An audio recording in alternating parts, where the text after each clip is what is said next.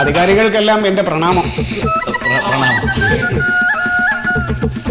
ആസനസ്ഥനായിക്കോട്ടെ.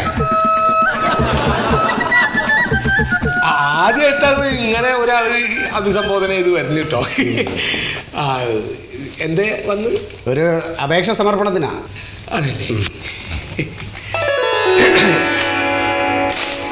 ബഹുമാനപ്പെട്ട മേലാധികാരിക്ക്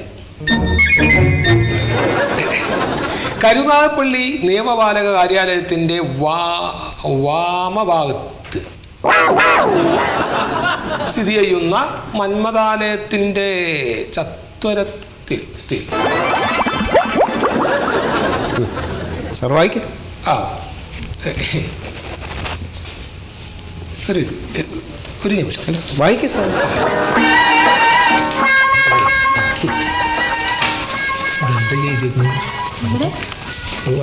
എന്തോ ഉദ്ദേശിക്കുന്നത് മനസ്സിലാവില്ല. സാറേ ചത്വരം ചത്തിരി എന്ന് പറഞ്ഞാൽ ഹിന്ദിയിൽ കൊടയില്ലേ? പിന്നെ മലയാളത്തിൽ പത്തിരി എന്ന് പറയാല്ലേ? സാറേ നിങ്ങൾക്ക് സ്ഥലം മാറിയതാണെന്ന് തോന്നുന്നു. നിങ്ങൾ കവിയോ നോവലിസ്റ്റോ മറ്റാണോ? സാറേ ഇത് KCB ആണ്. അറിയാം. ഈ വൈദ്യുതി കാര്യാലയത്തിൽ സമർപ്പിക്കാൻ വേണ്ടി കൊണ്ടുവന്ന അപേക്ഷ തന്നെയാ. വൈദ്യുതി കാര്യാലയം തീർത്ഥത്തെ കുറിച്ച് ഞാൻ മറക്കും. ഇതിപ്പം സാറിനെ വിളിക്കേ, സാറിനോട് ചോദിക്കാം. ഇരിക്കട്ടോ. നിങ്ങളോട് പറഞ്ഞു ഇരിക്കും.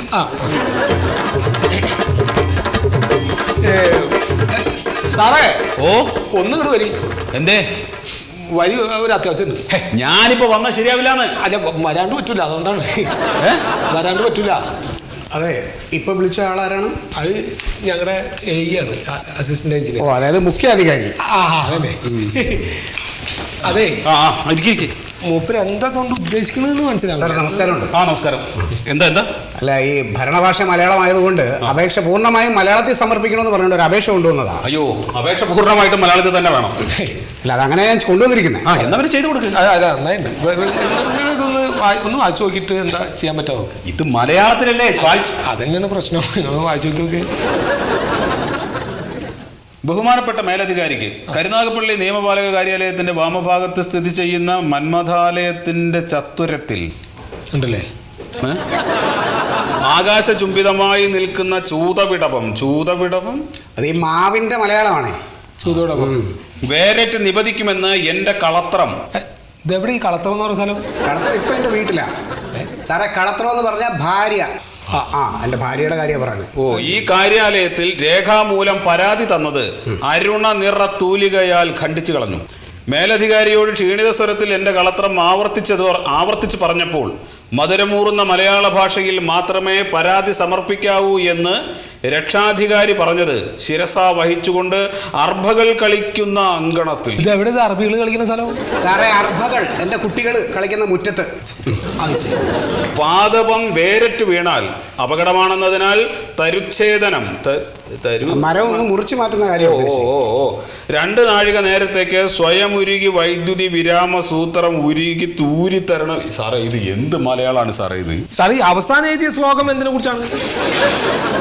സാറേ, കുറച്ച് ദിവസം മുൻപ് എൻ്റെ ഭാര്യ ശ്യാമള ഈ ഓഫീസിൽ വന്ന് മാന്യമായ മലയാളത്തിൽ ഒരു അപേക്ഷ സമർപ്പിച്ചിരുന്നു.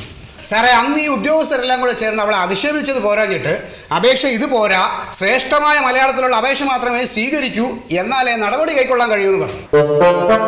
അതിനാൽ എന്നാൽ കഴിയാവുന്ന മലയാള ഭാഷയിൽ ഞാൻ അപേക്ഷ എഴുതിയിട്ടുണ്ട്. ഇനി എനിക്ക് വേണ്ട നടപടി എത്രയും പെട്ടെന്ന് കൈക്കൊണ്ട് തരണം. ശരി, തരാം സാർ. ആ ഫ്യൂസ് വരേണ്ട കാര്യമല്ലേ ഉള്ളൂ. ഞാൻ ഇപ്പോഴേ ആളെ വിടാം. Please sir. സാറിൻ്റെ ഉറപ്പിൽ ഞാൻ പോവുക.